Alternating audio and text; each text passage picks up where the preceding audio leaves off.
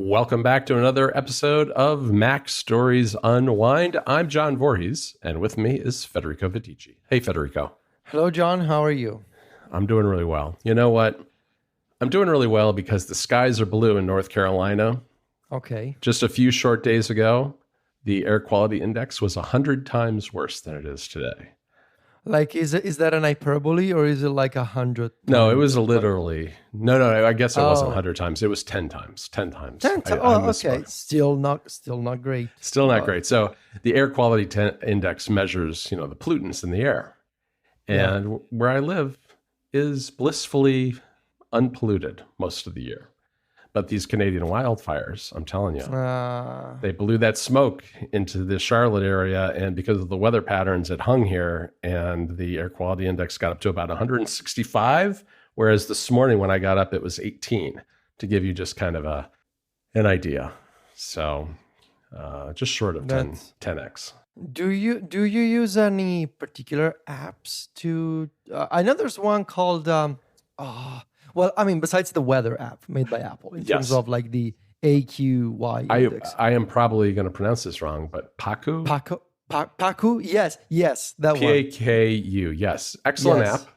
Excellent app. There happens to be a station that measures air quality. Oh, okay. Like less than a quarter of a mile from my house. So it's really nice because a quarter of a mile, you're going to have to... a mile. It's like a 10-minute walk. It's less than a 10-minute walk, put it that way. For sure. That should be like 400 meters or something. Yeah, okay. Yeah, I mean, it's if there weren't trees, I could almost probably see it from where I live. But in that app, you can select favorite stations, and obviously it makes the most sense to favorite the one that's closest to where I live. And so I do, and I can use the widget on my home screen because this has been a recurring problem in the United States this summer. It's been far less worse here than it has been in places like New York City or Philadelphia or Washington, D.C., and a lot of the Midwest has been a lot worse. But, you get up into those red level indexes, and it can be actually bad for your health to be outside exercising. So I do keep an eye on it so that when I get up and go out for a walk or go for a run or something outside, I know whether I'm breathing in a bunch of smoke. Oh, that's very unfortunate. It is, but it hasn't lasted here more than a couple of days at a time. So, like I said, it's back to normal, which is great. I was outside this morning and it was lovely this morning. So enjoying some nice weather now. I wanted to ask you about something in particular, a food item that you had on a recent trip to Spain to visit Sylvia's sister. I knew you were going to ask this. Okay. And I came prepared. All right. You want to know about the churro, right? You want to know about that? I do. I've had them, of course. They're available in the United States, all sorts of places. But I wanted to get your take on it before I shared anything. Yeah. So I went to Barcelona for a weekend with a mission. Many missions, one of them being that I wanted to have churros again. And so a churro, in case you've never heard of it or seen it, it's this like type of like fried dough that it's typical of, I guess, Spanish cuisine, probably even Portuguese cuisine. And it's like a fried pastry essentially with like this long shape. And typically it's like long and thick usually, but you can get different shapes, I guess. They're not like pretzels, right? They're like a donut, as I think of them more like a donut. It's like an open donut. It's right. So kind of. It's like, what if a donut was a line instead of a circle? Right. It's kind of like that, but they're fried, and you can get them in different flavors. So you can get the plain churro without sugar on top of it. Okay. Just the fried dough. And that's what Sylvia had. And it's very good, actually. Just you're eating fried dough, and it's really good. Or you can get the plain churro with the sugar on top, so that makes it a little sweeter. Or you can do what I did, and you can get a churro with a filling inside. Yes, that's the real deal. That's the real deal. And the sugar on the outside, too. And so you can get the sugar on the outside and chocolate on the inside. And that was super good. It was actually vegan, which surprised me. So there was no butter, no milk, no eggs, just oil and flour and water, I guess. Mm-hmm. And that was very good. And I had one the first day that I got there. We were there for just a weekend. So I got one on Friday, and I got one just before I left on Sunday. Good. Yeah, you can get them from street vendors. There's a bunch of street vendors on the Rambla, on the many Ramblas of Barcelona, or under the recommendation of a friend. I went to this particular place. I don't recall the name of the area or the district. I'm pretty sure the place was Churreria Trebol. So if you are in Barcelona, go check it out. Those were excellent. They had vegan options. And it's a very, very small shop. I recommend it. They're the best. All right. Well, we have a lot of picks to talk about, but I will mention that churros are a big deal in the United States as well, and part of Mexican culture as well. And the typical churro that I've had here tends to be, like you said, it's a long line. It's kind of like a star shape almost. It's got ridges on the side, and it has a filling. A lot of times here, it's a vanilla or cream filling, and then on the outside, often cinnamon sugar. So those are the ones that I've had most of the time. They're available here in a lot of Mexican restaurants and street vendors and stuff like that. And I love a good churro. They are very much to me like a donut, in the sense that it's like a cream-filled donut with sugar on the outside, but it's not in a circle, as you said. It's a stick, and it's a stick. Yes, it's a fried stick. Yes, it's a fried stick of dough. And as we know, anything fried is good. So especially anything fried is good, especially if it has sugar. It may not be good for you, but it's certainly going to be tasty. Yes, let's not get into that. No, it won't. We won't. Even vegan or not, it's still not particularly healthy. Even the vegan option was not particularly healthy. It's not just by magically appending vegan to food that you make right. You're going to live a healthy life. So you had this idea for picks this week, sort of as a mid-year check-in. I mean, it is the middle of the year. After all, we're more than 50% into 2023. And you had this idea of let's do a check-in of our favorite picks so far, while we are in the middle of the year. Releases are going to slow down maybe in the summer, although there is a big music one this week. The new Blur album is coming out. Oh, I didn't know that. And it's getting positive reviews. Their reunion album. See, Blur, unlike Oasis, are doing a proper reunion. And they're doing an album, and it's a pretty good album, it seems. But let's not get into that. So, let's start with music. And I want to call out my two favorite releases so far. We talked about this before. They were picks on Unwind before. My two favorite albums of the year so far are the sort of first LP by Boy Genius. So, The Record by Boy Genius. And the new album by Fall Out Boy, So Much for Stardust. I talked about these two albums before. I was introduced to Boy Genius and Phoebe Bridgers by John. So thank you, John, for making me see the light here.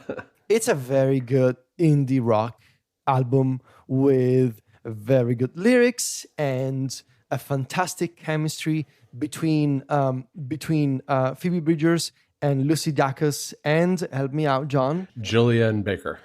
Thank you. Yeah, I mean, what's the name of the song? Emily, I'm Sorry is one of my favorite tracks on this album. What's the other one that I like, John? The one about the poet? Not strong enough. Not strong enough. Not strong enough is probably my favorite. Up there with the new Olivia Rodrigo single as my favorite song of the year so far. Not strong enough is so good. And just listening to Boy Genius gave me an appreciation, especially for Phoebe Bridgers as an artist. And so because of that, I've been revisiting Phoebe Bridgers' previous work. And John helpfully gave me a playlist of, what did you call it? Phoebe sides? Phoebe sides. They're all B-sides. Yeah, she's collaborated with a lot of people, so. Yeah. And the Fall Out Boy album, I mean, what a record. It's an incredible pop rock, punk rock, pop punk, define it however you want, album where Fall Out Boy sound like they're having fun again. And it's got that sort of grandiose tone of stadium rock, and it sounds like old Fall Out Boy at the same time. I like it much, much more than American Psycho from a few years ago. And it kind of reminds me, in fact, of one of my favorite Fall Out Boy album, which is Folie à Deux from 2008. And this album kind of reminds me of that. It goes down very easy, like a cold glass of water right now in the summer. It just breezes through the whole record, and each song stands out on its own. The closing track is incredible. There's not a single bad song on this album, I would say.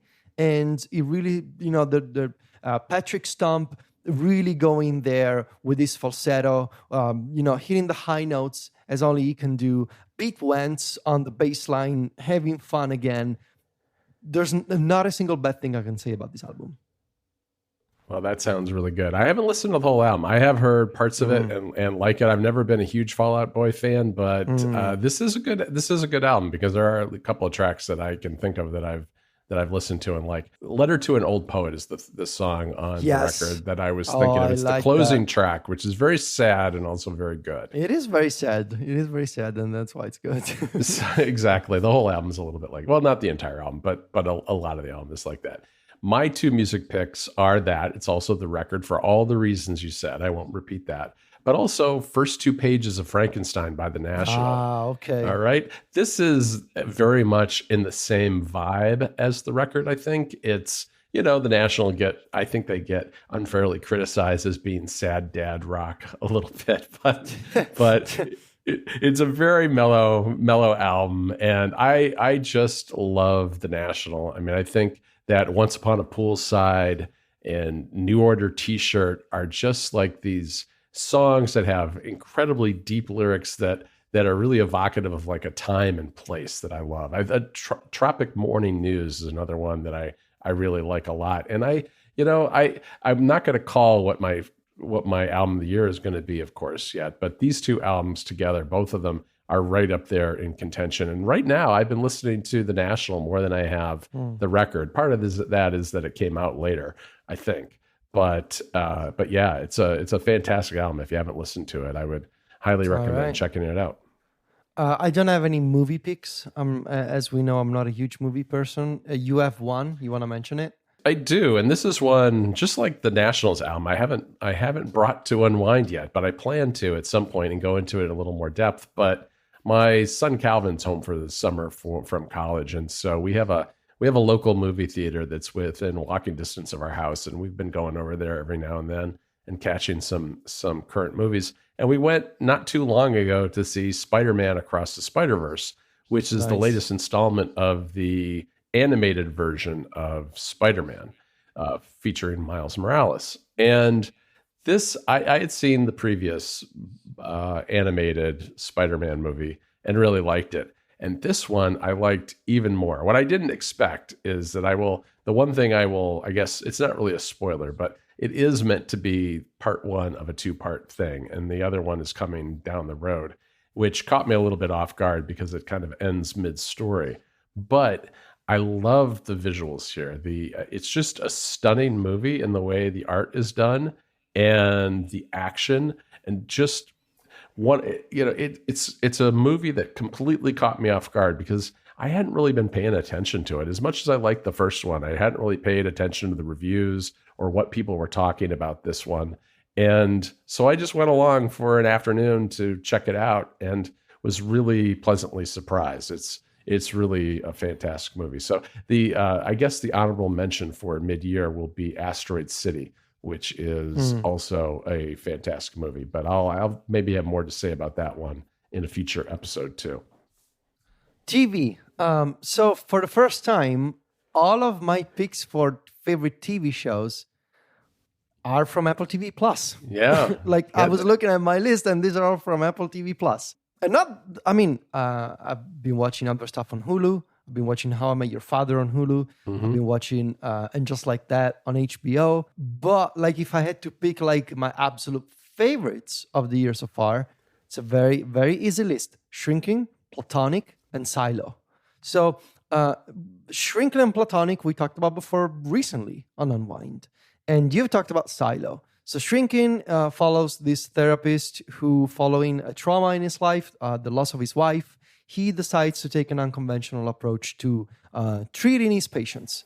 And by treating his patients, it means getting really involved in their personal lives, and which is very unethical from a therapist perspective. But it sort of all goes from there. And there's an excellent performance by Jason Segel, I think, on Shrinking, and Harrison Ford. Obviously, I mean, a show with Harrison Ford, you gotta watch it, if only because of Harrison Ford, but he's also very good in his role as Paul, a senior therapist at the same sort of facility where the main character also works. So Shrinking, something I said recently to someone, it looks more sad from the trailer than it actually is. I think it's not like a sitcom, obviously, but the trailer makes it look like, oh, am I gonna watch a show about people going to therapy? And It's really not that. It's something in between,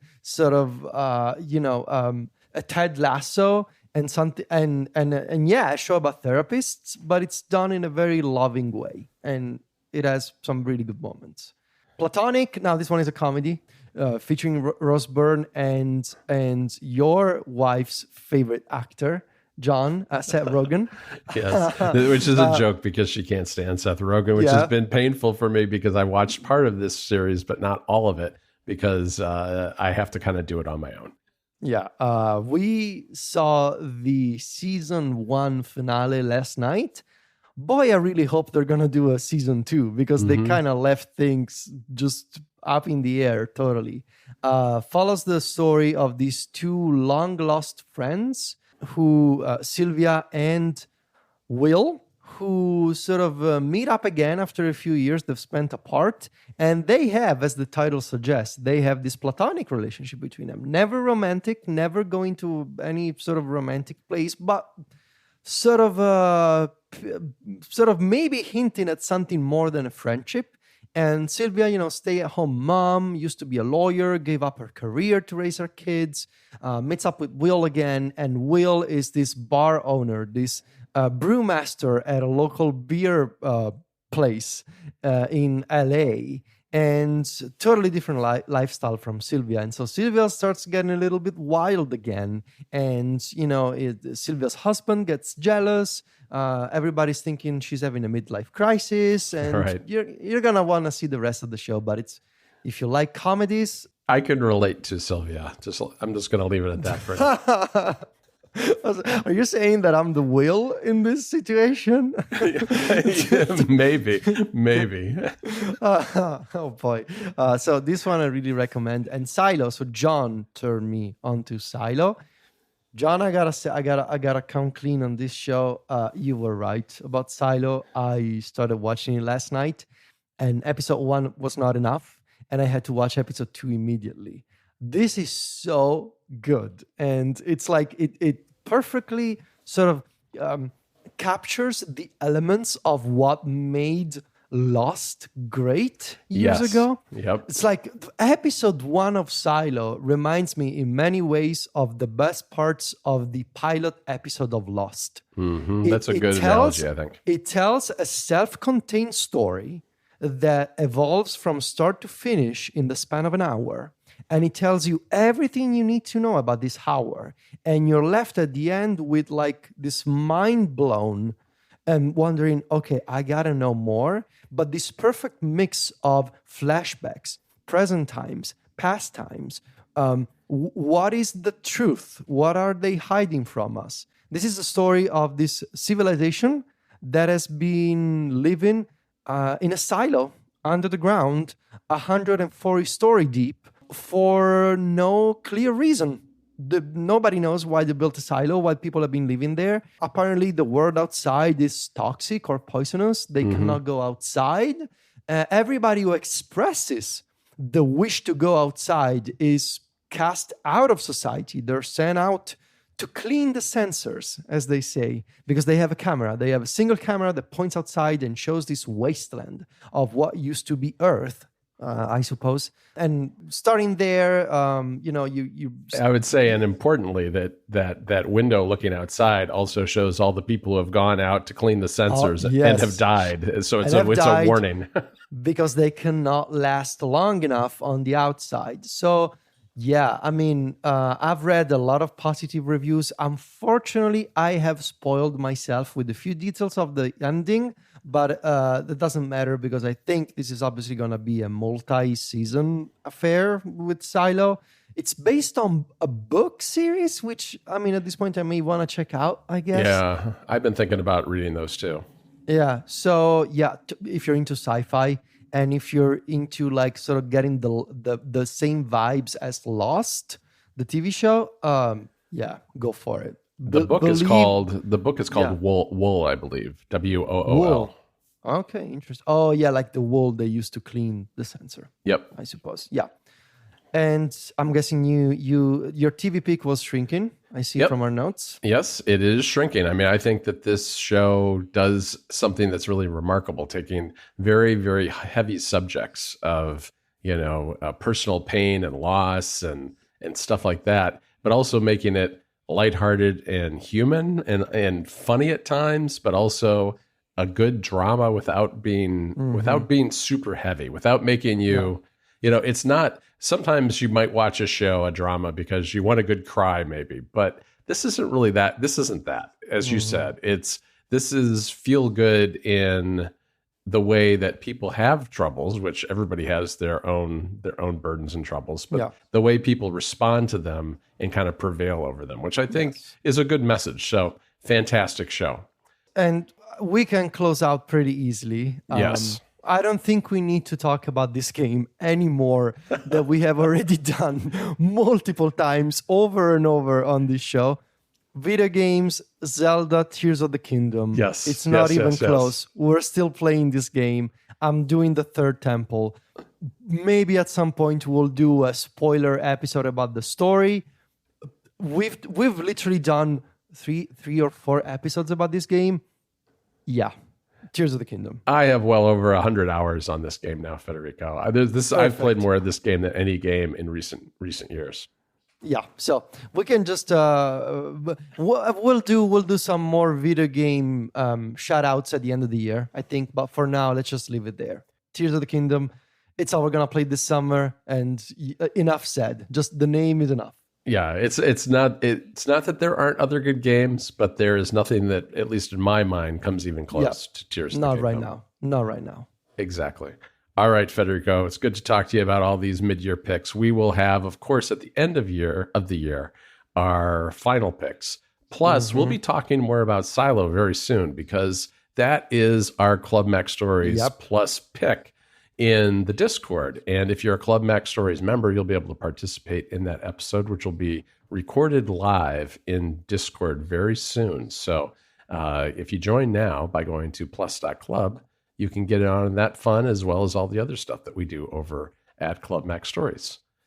All right, Federico, you can find the two of us over at macstories.net, and we are on Mastodon, both of us. Nobody's keeping Europe out of Mastodon. We've got Federico at vitici.macstories.net and me at johnvorhees.macstories.net. And we're both on Instagram, and at least I am on Threads. Federico is at Vitici, that's VITICCI, and I'm at John Voorhees, JOHNVOORHEES. Talk to you next week, Federico. Ciao, John.